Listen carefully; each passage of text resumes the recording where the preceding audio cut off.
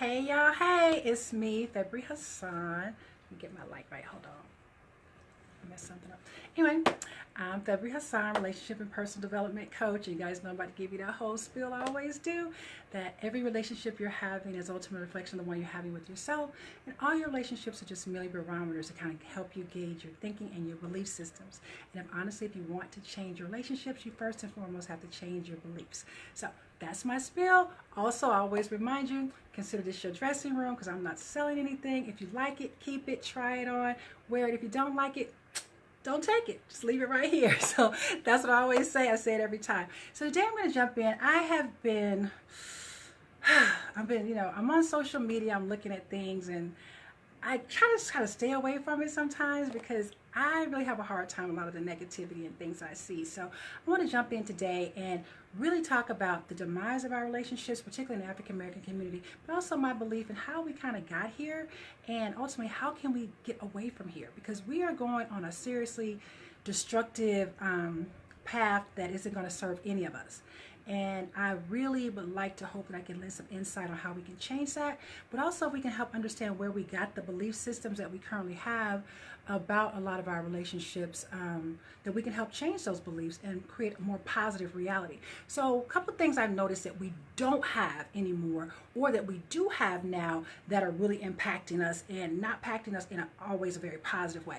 One of the first things I noticed that we have a lot of mega churches, right?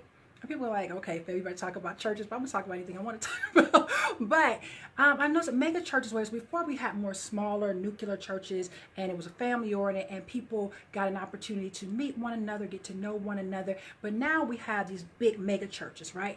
And so everybody's just a little lost, for lack of a better verbiage. People aren't engaged. They're all over the place. You kind of go, you get your word, you pay your little money or whatever, ties, whatever you do, and you leave. There's really no real social engagement among the people, whereas in the past we kind of had some of that social engagement. You went to church, and you did go to church to meet people. You did go to church to meet a partner. Like, that was not an unusual thing. And then somewhere, and I don't know if it was like the 90s or what happened, it became this thing of, the church became a meat market, whatever the heck that's supposed to mean. And it was frowned upon for people to actually meet each other in church. That became a bad thing. And I was like, that's interesting, because it used to be the place where you honestly met a partner, met someone that you wanted to engage in, met someone that you wanted to eventually marry, have a healthy relationship with. But it became this place where I never experienced it, but I definitely heard about it, where guys were just going to meet women and basically hooking up. Okay, so that happened, but because we had lost the intimacy of churches where people knew one another and they were engaged with one another, it was much easier to have those type of scenarios happen because nobody knew each other. So very easy to have it happen. So one of the things I think that's kind of hurt the African American community and our relationships is mega churches. That's one. They have a lot of benefit to some things, but as it relates to our interpersonal relationships, I think they've hurt it.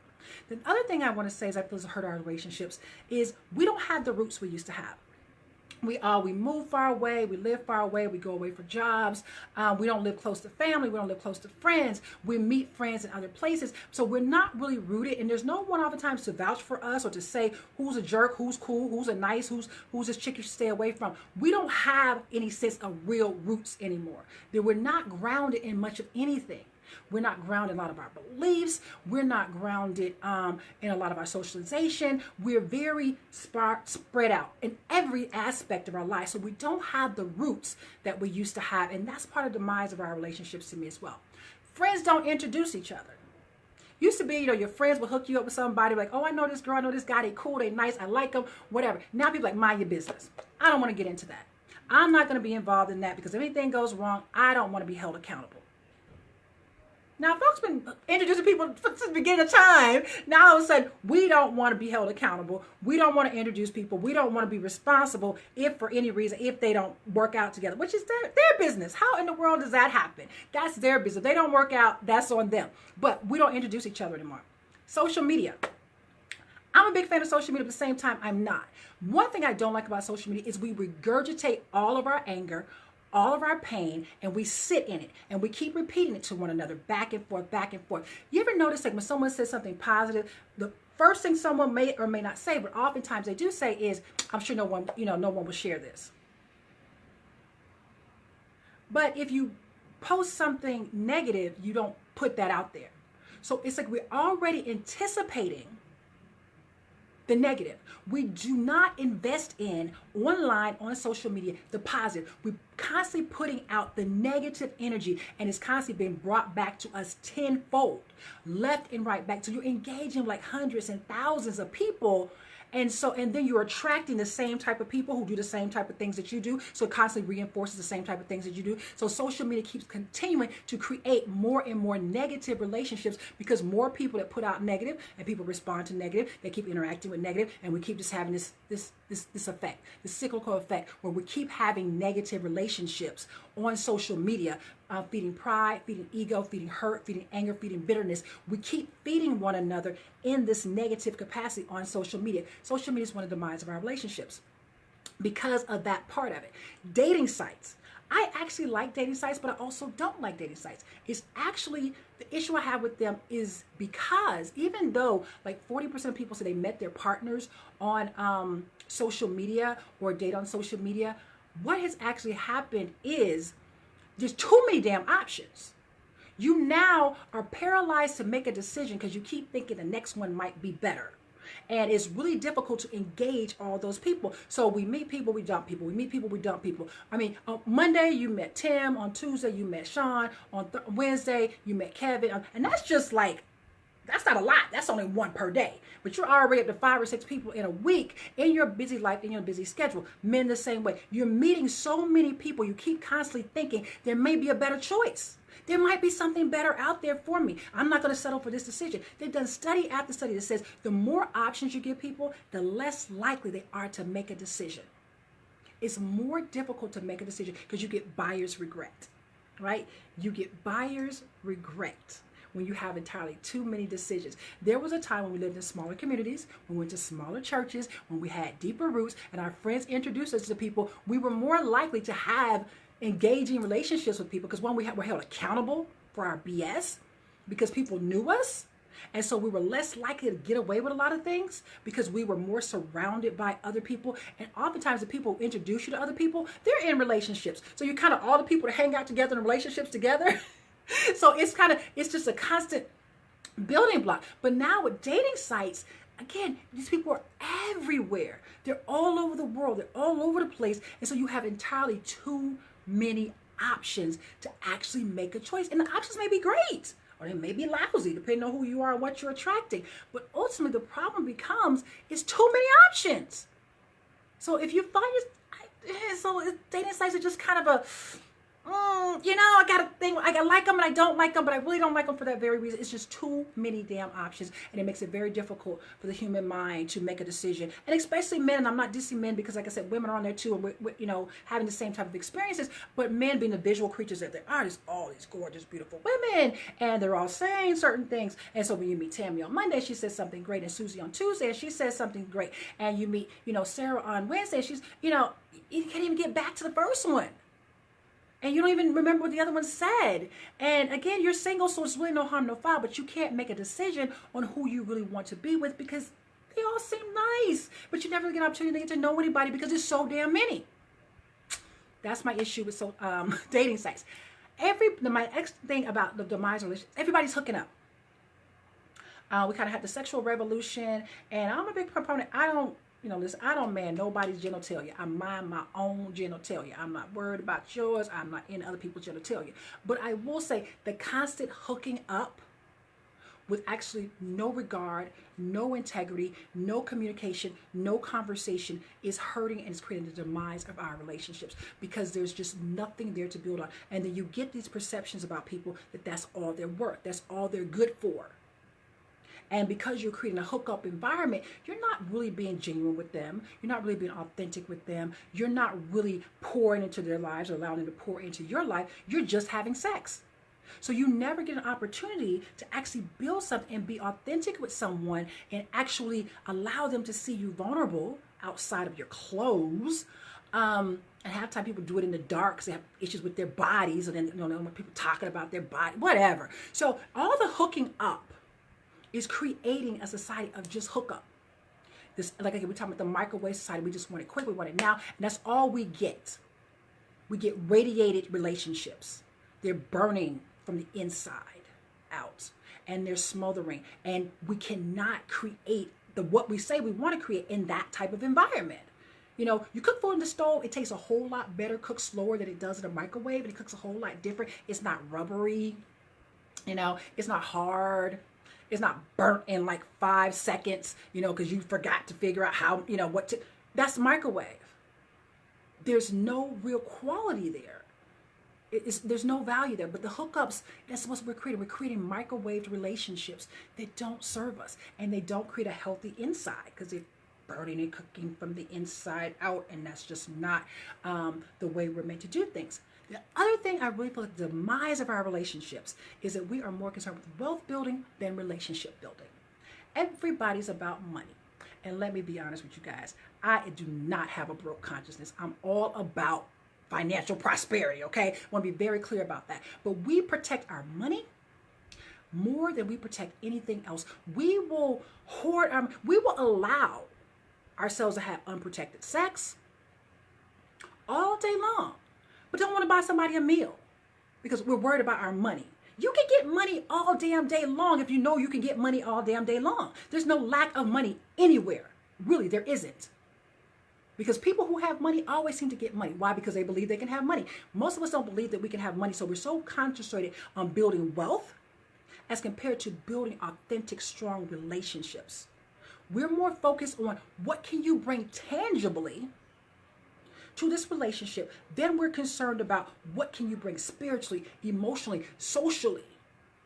From a communal standpoint, we're more focused on what can you do for my pockets, not what you feed to my soul. We're much more concerned with wealth building as compared to relationship building.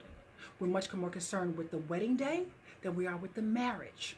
We spend tons of money on the wedding day and looking pretty and in a big ring, and I'm not opposed to any of those things, but I'm much more concerned about, are you investing in the relationship?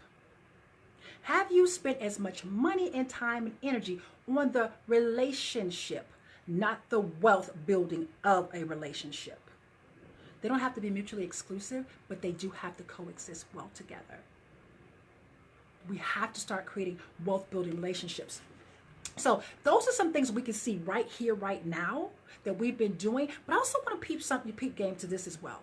We have been getting negative and poor relationship insight from day one in our community. And I'm going to give you a few examples here of how this has happened. And I remember I first thought about it, I was like, wow, damn, really? Like, okay, think about this. Dads who have girls. And we're talking about 2-partner households, okay? A mom and a dad, and we're still teaching each other some of the most destructive relationship patterns. Fathers, what do they say? You have a little girl, she cute. I got the shotgun ready. What you got a shotgun for? You know, because these little boys come up to do it. You're already telling her at knee-high to nothing to not trust the opposite sex, to not trust boys. He brings her flowers over on the first date. What do you say? That little boy just wants something. What do he want? And then you tell him she better not give it to him. Huh? You got the shotgun ready, and all he wants is one thing. You better not give it to him. Well, damn. So from knee-high to nothing, you are teaching me as a man not to trust men, not to trust boys. Guys, that's your fault. You have to take ownership for that. I got a bunch from women, I got a bunch from men today, but that is your fault. What type of men have you been around? What type of man have you been that you're teaching your daughters not to trust men?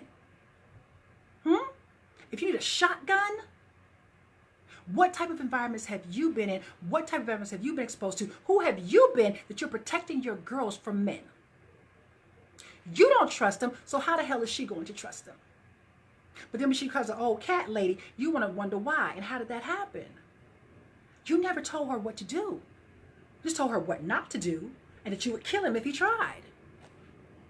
Well, what the hell am I supposed to do with that? What is she supposed to do with that information? We never carried that information out. I just got the shotgun ready.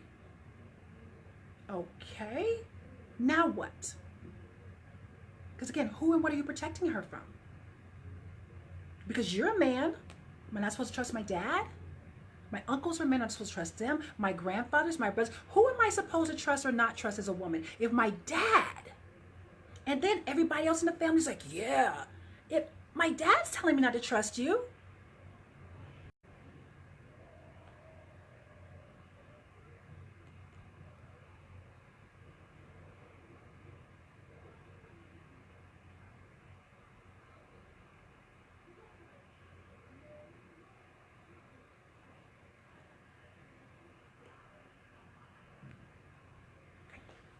So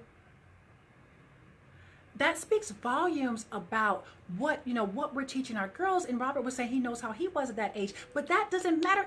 You are teaching something very negative to our young girls when you talk about how you were at that age. Have you not improved? Have you not gotten better as a man? Bottom line, have you taught her how to choose better? There are some jerks out there, but how many dads are saying, not this one, babe. This is what you need to be looking for. These are the types of qualities you need to be looking for. But they create a blanket, I got the shotgun. Just a blanket, I have the shotgun. And I'm waiting, I'm ready. And if a boy brings her flowers, he's trying to whine her and dine her and just get her out of her pants. What are we creating here? And I want to put a pin in that, in the wine and dine and just get her in her pants, because remember, she remembers that. And it kind of reminds me of, so the dad said they had the shotgun for the boys, but if you think about when we were, and I talk about the masculine and feminine energy, but if you remember on the playground, it was little girls that were going after little boys. Girls have always been more mature than boys. We saw y'all, we were like, ooh, he cute. I like him. We want our hair done for you. Like, we were in our feminine energy before we were taught not to be, right? We were so into you. We liked you. You were cute. We wanted to know who you were. We just were smiling. You over there throwing the damn football, not paying us any attention at all, right? We like, we wanted you. And then someone taught us something different. But we wanted your attention, we wanted your love, your affection, and we would do all types of little things. Like I said, girls knew how to be alluring at a very young age. We flounce around in front of you. We weren't overly aggressive. We just flounce around in front of you and try to get your attention and, smile and play with you. Anything to, turn my light back on. Sorry, guys. Oops. What happened? Okay, there it is, lights on. To try to get your attention. And that's how we were. Like, we wanted to engage you. We wanted to be present to you. We wanted to, have your attention. And then as we got older, like I said, dads were like, we got the shotgun. So we started hearing a different message, like, well, but I like boys. I like them. They're fun. They're cute. They're different than me. And I like that. But we're going to talk about how we got taught to not like that about each other, the fact that we're different. We got trained to not like our differences. Someone told us we're supposed to be more alike because of their hurt and their pain. And then we kept learning those lessons. But then it became interesting. So like, as a boy, the boys are coming over, when the dad has the shotgun, and so then we had the situation but then what the girls were hearing and what the boys were hearing were different things depending on who was in the household. So when the little girls started coming up to the little boy's house, what the mom say? That little pissy tail ass girl, she better come back over in this house no more. She better not call my house anymore. Huh? So now moms of boys are telling the boys to reject the girls, or angry that the little girls like their boys. Like, really? So dad's protecting me from him, mom's protecting you from me, and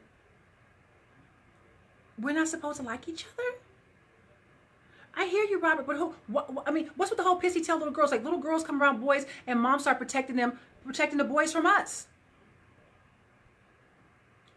Somewhere in there, the fear has got to stop. The negativity has got to stop. What I'm saying is, what has happened, the demise of our relationships. We have been taught these negative relationship patterns, and they're just going out of control. And they're programmed from a very young age. It's one thing as a father to teach me how to protect myself. You can tell me about the big bad wolf, but tell me how to protect myself. Every damn body's not the big bad wolf. But nobody ever gave us a lesson that everybody wasn't the big bad wolf. Everybody didn't give us a lesson that every girl is after your money. Because then what happens when boys start to aspire to things, and now you got the shotgun. So what they telling you about little girls? Don't worry about her. You go out there, you make your money, and you just sow your oats. So then we teach our boys, girls only good for one thing. And then people tell us boys only want one thing. At what point are we sending positive messages about one another? And Robert, I humbly disagree that at that age. At what age? Because we start programming our children at a very young age. And what I'm saying is we never change the negative programming. You can tell your children things, but tell them things in a healthy manner. Tell them the good thing. Tell them what to aspire to. Tell them what to be looking out for. Because everybody is not out to get you. But if you believe that, that's the way we have to have relationships that we have, because we teach our children at a very young age that everybody's out to get them. The boys are out to get the girls are out to get the boys. And we never teach anything different. You got the shotgun, don't have this little pissy tail ass girl coming to my house. You know, like, when do we ever begin to teach one another healthy, positive, productive relationships? When do we start pouring into our children that these are the types of things that you aspire to? That men are not to be feared. Girls are not to be disrespected. That we are in this together. And that we need to value one another. So I actually had some notes here. And so then when we got to that, when it was, you know, don't worry about that little pissy tail girl, have her coming around here. You go out and get yours again. So what we start teaching our kids to focus on wealth building. Boys, you go to college, you know, to play ball, get your degree, what have you. Girls, you go do the same. You don't need a man. Why? Who told us that? Our mothers and grandmothers who were hurt by a man. Our aunties that were hurt by a man. Because at their time, in their place, they did not have the financial stability to leave, so that when men left or when men cheated, they thought, hey, if I can protect myself financially, then I'll be okay. And there's nothing wrong with being self-sufficient. I say that all the time. But what the only lesson they taught was, get your money, take care of yourself. You don't need a man. Because they were hurt, bitter, and angry because someone hurt them. A man left them. A man, when they were in the house and being a caregiver and a caretaker, someone told them that was not enough. You see what the lessons we're giving one another? Men did not make a woman feel secure that was in the house and in the home and was a homemaker. I didn't say he didn't respect her. I said he didn't make her feel secure because he stepped outside of the relationship. And she didn't know if when he stepped out, if he was going to come back, and how was she going to feed herself and her children. So what did she do? She says, I got to learn how to make money. I got to make my money, so I'm not caught in that particular situation. And then that's why you have a lot of people in this feminist movement, I don't need a man, go out and make your money, which is still a huge fallacy. There's nothing wrong with being financially secure. But this whole idea that I don't need a man comes from that mindset of women who were left or were mistreated when they were just homemakers. So we don't value women being nurturers and homemakers. So many women now don't do it. And now men are crying, damn, you don't cook, you don't clean, you don't do this. But when we had it or when we did it, it was not secured and it was not valued. So then our mothers and grandmothers told us, don't worry about that. Go out and make your money, girl. Because you can protect yourself. You don't need him to protect you, because he's not going to protect you, because that's the lesson they got. That's the lesson they heard. So that's the one they passed on to us.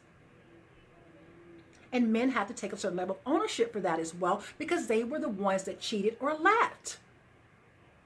And these women said, okay, the only way I'm going to be safe, because now I don't have the man to make me feel secure. And remember, before in one of my videos I said women equate love and security, and men equate love and respect. So now you have this woman who does not feel secure because you cheated on her or left her. So now she definitely doesn't respect you. So she says, let me go out and create my own sense of security. And the only way she knew how to do that was tangibly. Because the thing was, I mean, you got to eat, you have to have the roof over your head, you have these children. So she created that environment. But then in turn, because of the environment that he created by, cheating or whatever caused her to need to not feel secure, now she has a lack of respect. Okay? Feminists they did not uproot, they did not F up or devalue the housewife on their own. It is truly a whole snowball and a catalyst that was created by a whole lot of other situations and circumstances. I'm specifically talking about our community right now, and the fact that many men created the lack of security in women that taught women to go out and fend for themselves because they did not respect or value or secure her role as a nurturer and a homemaker. When that's what she wanted to do, or that's what she was built to do, that's what she understood how to do. When he did not protect that, when he did not nurture that and cause her to feel secure in that environment, she had to protect herself. So men have to take ownership for that. And women have to take ownership for the fact that that was one person, one situation, and not all men. But we have to stop all this finger pointing. We each have to take a certain level of ownership for our part in it. Feminists have not done this shit all by themselves. And a woman can still be strong, self-sufficient, loving, nurturing, a wonderful wife and mother without being some independent, hard-ass bitch. They're two very distinctly different things. But again, if a woman believes that security equates to love, and a man believes that respect equates to love, if you're not making her feel secure, you have to take a certain level of ownership for that yourself as well, as a man. In addition to that, so then what happens with women who went out and started, taking care of themselves, okay, I'm just going to be secure. They still did not stop having children, right? People, remember the whole hookup, people have been still having children. But what happened with that is now, because she's in a position of thinking, well, I have a certain amount of power, certain amount of security. What have many women done? Because they don't respect men, so therefore they don't respect fathers, they've taken away children. And men who do not respect women do not respect mothers, so therefore they have not protected the mothers or the children. Can anybody see how we both play a role in this? This is not musically exclusive to one sex, and it's something that's continuing to happen where we're having this very negative, destructive dance together. This is not one person, not one entity. This is us as a collective, constantly repeating the same things over and over again. If you do not protect her and make her feel secure, she's not going to understand your love. If you do not respect him, he's not going to understand your love. And so we keep causing one another the same amounts of pain over and over and over and over and over and over and over again. Constantly repeating the same vicious cycles. And until we stop that cycle, we're not going to improve our relationships. Not one iota. So what we have to begin to do is first and foremost create a whole different vision, because right now our vision is niggas ain't shit, bitches is hoes and tricks. And pretty much you can get an amen from so many people on that, which is absolutely insane to me. You get an amen from so many people on that. But when you start talking about healthy relationships, you start talking about valuing marriage, you get all these other equations about why that's not a good idea, why, bitches ain't shit, niggas doing, all types of negative types of things come out of people's mouths. When you start saying we can envision better, healthier, productive relationships, all of a sudden, you live in Holly Hobby Land and you crazy as hell and you just, you don't live on this planet. No. We create our own realities until we decide as a collective, but first and foremost as individuals, until we start securing our women and protecting our men, respecting our men, we're not going to create those. Until women look at men and say, you know what, I love you, I honor you, I need you, I respect you. We're not going to have healthy relationships. Until men say, I love you, I honor you, I will secure you and protect you, we're not going to have healthy relationships. Until we start to value our differences, we're not going to have healthy relationships. Women are emotional. Stop making women bad for being emotional. Men can be very sensitive. Stop making them bad for their levels of sensitivity. Stop making us bad for our differences. When we did not respect the nurturing woman, the homemaker, the caregiver, we got a lot of what we currently have. Complete imbalance, because there's no one there to nurture. And since there's no one there to nurture, there's no one there to protect. And we just keep the cycle going. We're not giving one another what we need to make things work. I have got to look at my man and my men and say, I respect you. I will not yell at you. I will not demean you. And if I think I would, you are not the man for me, and I will graciously walk away to save you from being emasculated so that you don't hurt the next woman. I have to own that. I have to own it. I have to be big enough to do that. I have to be big enough as a woman to say, if I don't think this man is man enough for me, I still will not strike him down with my mouth. I will still give him the respect that I am worth. To honor him, to love him, and respect him at a level that says he deserves not to be disrespected by me in my mouth. That's a big person. And as a man, to look at a woman and say, I will protect you even when you're not protecting yourself. I will not demean you even if you are demeaning yourself. I, as a man, will remove myself from you before I do not protect you from me. I will not hit you. I will not hurt you. That is not my responsibility. That is not my job. My job is to protect you, to honor you, to cherish you. And if you're not the type of woman that I can do that for, I will graciously step away from you. That's a big ass person. Those are two very big individuals that are willing to make a change, not first and foremost in their own lives, but then also to catapult that out to the society at large. To say I will not continue to regurgitate, thank you, Robert, negativity on social media is a really big person, because it can be so, you can get so sucked into it. To say that I will see relationships and healthy, productive relationships as a possibility, I will at least begin to see it as a possibility, because until you believe it, you're never ever going to see it. And we don't believe that they exist. We don't believe they can exist because we're so afraid. So afraid. And we're afraid of being vulnerable. We're afraid of being hurt, but we're already hurting. We're already hurting. And that's kind of the oxymoronic part of this. We're already hurting. But you can only love to the degree that you're willing to be hurt. And most of us aren't willing to be hurt at all. So we won't risk loving anyone. We're afraid that someone's going to trigger us. But I have a surprise for you. Your partner will trigger you. They're there to help you heal. It's how you all deal with it that's important. I didn't come out of the womb with everybody. I don't know every damn thing that's going to hurt your feelings. We take everything so damn personal. Everything just ain't personal. Matter of fact, ain't nothing actually personal. It's a reflection of the other person. How much you choose to take personal is what's personal. If someone called me a thin lip, thin nose, redhead white girl right now, I don't think I would respond, because I wouldn't think they were talking to me, because obviously that's not how I look. But if you own that, then it's somewhere in your mind, you're like, huh? Why are you talking about me?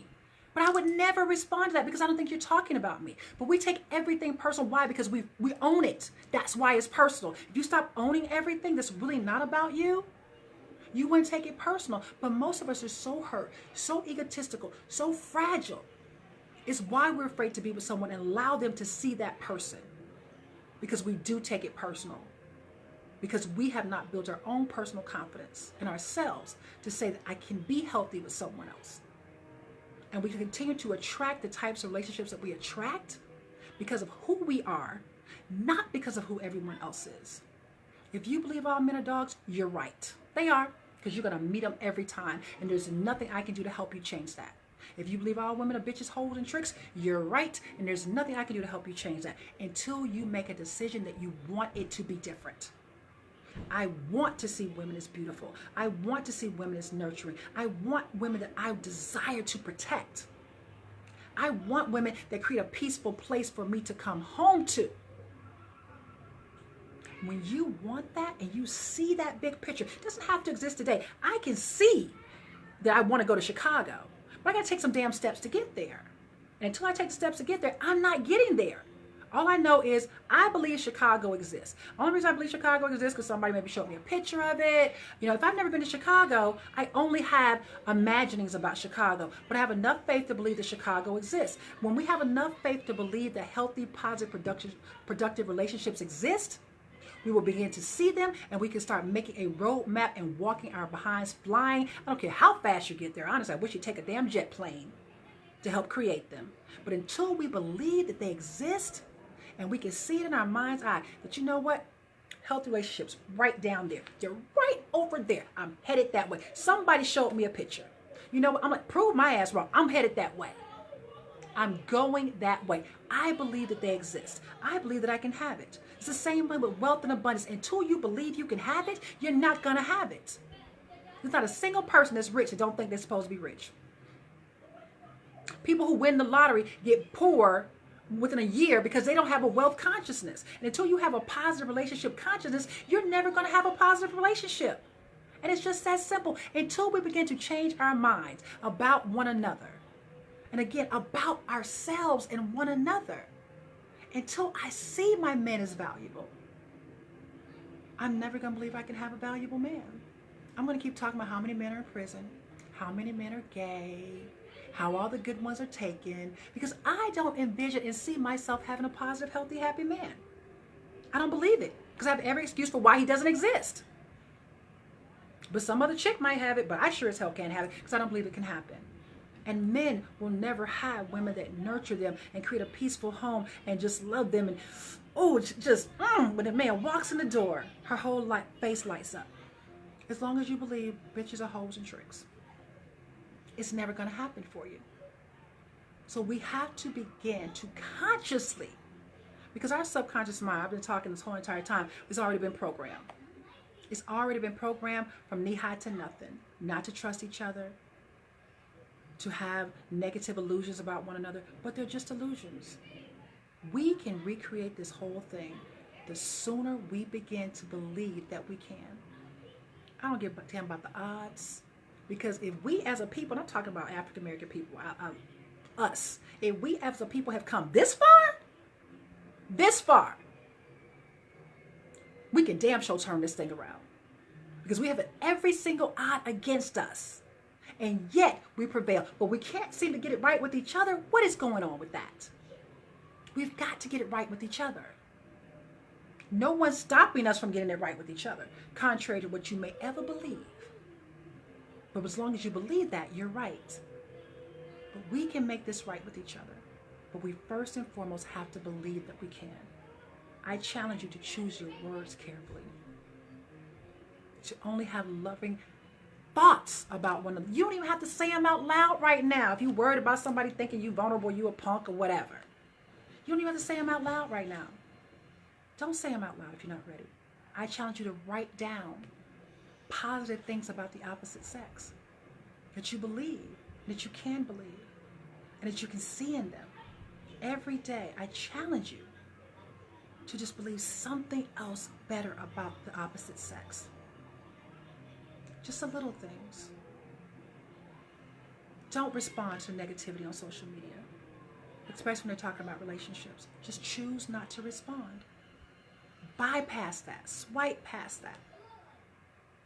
I challenge you to delete some of your dating sites if you're on dating sites. Remember I said too many options creates a situation where you don't make a decision at all.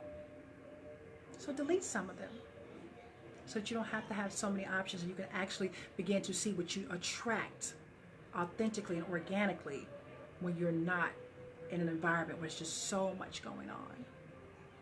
It's the little things. And as we begin to make little steps, not responding to negative social media, not responding to negativity when people are even discussing it in relationships. Just, okay, I'm an expert. Oh, okay, all right. Leave it at that. Because until we begin to reprogram our negative thought patterns and beliefs that have been embedded, I'm talking about 20, 30, 40, 50, 60 years for a lot of people, we're never going to get out of this cycle. And this cycle is creating a whole nother generation that is worse off than we have been if we do not turn this thing around. So, I challenge you, write down 10 if you can, 10 a day. Positive things about the opposite sex that don't all have to do with looks. Looks can be in there, but don't always do with looks. But something about real genuine qualities that you find really wonderful in the opposite sex. that you can begin to see them in a light that is much more positive, so that you can start to attract people who are more positive. So write those down and begin to focus on those things. I also challenge you to begin to see the bigger picture of more productive, healthier, happy relationships all around you. You know, if you ever notice, homeless people know a lot of homeless people because that's what they're around. But most of us that live in houses know people that live in houses. So it's just that's just the nature of the energy of the universe. The more you surround yourself with something, the more of it you have it. So be it the more you surround yourself with negativity, the more negativity you have. The more you surround yourself with positivity, the more positivity you have. It's just a fact. I mean, and that's in anything. The more you surround, you've noticed really fat people hang out with really other fat people. Really health, you know, fit people hang out with really other fit people. You ever notice the pretty people hang out? It's like, you know, we hang out with the people that, you know, so birds of a feather flock together. So why not start flocking with really healthy people who want really healthy relationships? I'll leave you with one last thought. If you think this isn't possible, think about it like this. Many of us won't meet 10,000 people in a lifetime, but 10,000 people we know doesn't even fill a city. So trust me, we could easily create 10,000 healthy relationships, and that be our whole entire world, right? So again, thank you for joining me this evening. I hope I shed a little love and light into your day. If you haven't seen my book, here it is. Would You Marry You? And Introspection, because it's always about you. And I want to thank you for being here today. And remember, you're never without power, because real power lies within. Peace. Thanks for joining me.